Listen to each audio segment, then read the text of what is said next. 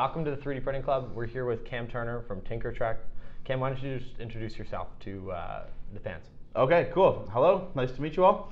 The basic idea behind TinkerTrek is I decided I wanted to start a mobile science and engineering maker lab for kids. I wanted to be mobile so I could go around to wherever I was needed. It opened up a lot of doors. We do everything from 3D printing and modeling, why we're here today, and scanning, teaching the kids the basics, getting them excited about the new technology.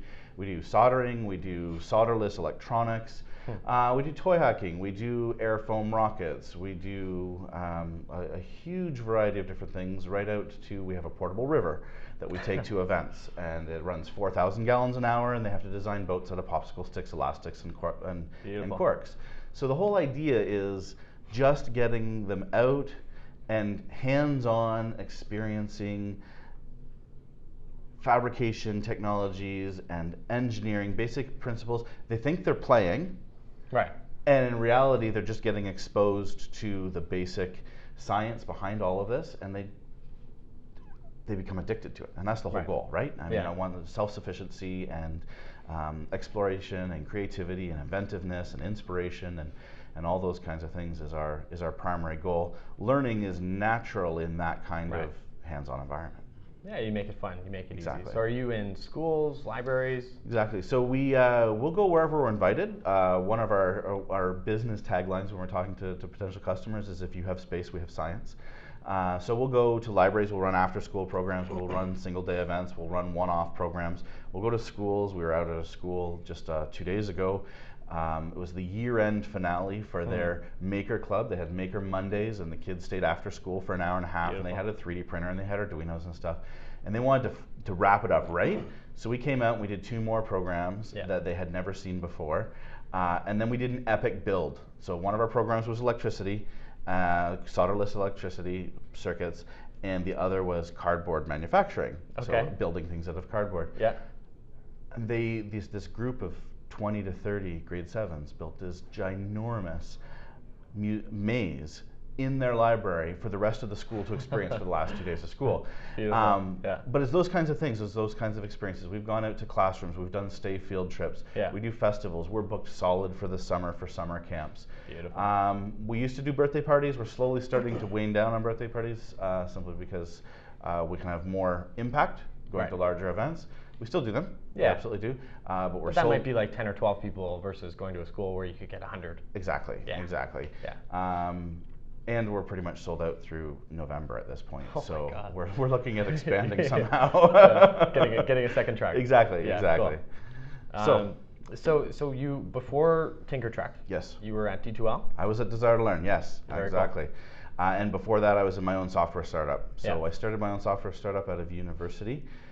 Me and 4 guys, we grew it to 30 people through the inevitable unfortunate series of events. It went away, mostly due to 2008, and then I moved over to Desire to Learn, where I was the engineering director for the education group. So I had all the teams that were working on the software for the K to PhD segment. Wow. So if the software was being innovated or improved for that subset of the user base, one of my teams was working on it. Beautiful. And then what prompted going from D2L to TinkerTrek? Like, what was the pop? Yeah, okay, well, support of my beautiful wife was was the real pop. She's going to thank you for that one. She's gonna, there you go, honey. Basically, D2L was great. I did a lot of interesting things there. I was making a difference. I was making a small difference in the lives of millions of people through what I was doing. But 4 years prior, I had started because my son we asked my son when he was 7 what he wanted to do as an extracurricular. Does he want to do soccer? Does he want to do karate? Does he want to do, what does he want to do? And he said, I want to get together with my friends and make stuff. Wow. Okay, so this is Waterloo, Kitchener. We got a fantastic, innovative community here. There's got to be some sort of club that does this. Nope. Oh, well, it's got to be somewhere in Ontario. Nope. It's got to be, well, it's not in Canada either, at least not one we can find and model off of. So we made Maker Club.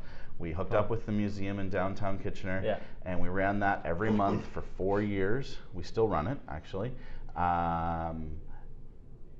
and it was so inspirational. We got together with the kids and we just loved teaching them something new. And it turned out that my wife mentioned, she says, you always look so excited and happy. It's like we're getting ready for a vacation when it's Maker Club week. Yeah. Right? The stress wanes down and those things. I just start focusing on that creative aspect. So we said, what if it was a full-time business? Right. And having done startups before, we knew that the risk of, there's very little money at the beginning. There's lots of risk and stuff, but our family was accustomed to that from our first startup. Right. So we went for it. Yeah. And here we are a year later, only a year later, almost exactly. Yeah. And we're sold out through November. Wow. We've got clients all over Ontario. Yeah. We're helping organize big events like Maker Expo. Yeah, that's what I was going to get to as well. Okay, so back to TinkerTruck. Sure, yeah. I know that you've brought in some modeling. Do you do a little bit of printing with the kids as well, or is it primarily modeling? So it depends on what the teachers want. Some of the teachers already have printers in the schools. Okay. Some of the facilities I go to, nobody has ever seen a printer in person, right? You might have heard about it, I've seen it on Facebook or whatever. Yeah. So it depends entirely. Yeah. We can go the whole gamut. We usually are teaching with Tinkercad. Yep. Because it's a good first experience. And I might say that our clientele are 5 years to 14-ish years old. So when we're teaching TinkerCAD, sometimes we're even teaching the use of a mouse. Some places we go, they're ready to go. They know how to use a mouse. Some places they don't. Yeah, and I imagine that's kind of the age as well, right? Exactly. Yeah. But yeah, we do everything from Tinkercad, basic Tinkercad. We do a 90-minute to 2-hour program, and we would like to get through in that time. Here's how you use Tinkercad. Here's how you sign up for it. Here's how you go home and keep playing with it for the rest of your life, and then upgrade to whatever else. Here's how a 3D printer works. Here's how it lays down. Can you hold this kind of a model? What happens if you put your arm out? Can it print over thin air? And we go through all those things. We get the kids to talk through the problems. It's a huge learning curve in a day. In 2 hours. Yeah. Right? Yeah. But my goal is just to get their appetite whet. Right.